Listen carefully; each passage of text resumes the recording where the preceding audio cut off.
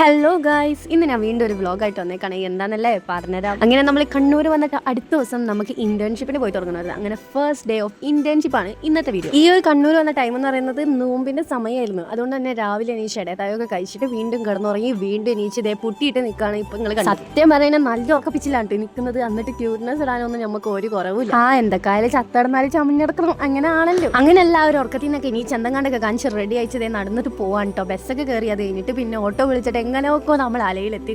കമറോജ് വയനാട് കണ്ടിട്ടില്ലല്ലോ, എന്നോട് പറയാം അതൊരു കാണേണ്ട സ്ഥലം തന്നെയാണ്. അതിന്റെ റബ്ബേ, നമ്മള് ദുബായിലൊക്കെ ഒരു ബിൽഡിംഗ് ആണ്, അതിനെക്കാളും വലിയ ബിൽഡിംഗ് ഫുള്ള് ദുബായ് ഒന്നല്ല. അതേമാതിരി നമ്മൾ അങ്ങാടിപ്പുറത്തൊക്കെ നിലത്ത് കൂടെ തീവണ്ടി പോവാ. ഇവിടെ നാട്ടിലെങ്ങനെ ഒരു തൂണുമ്പോ.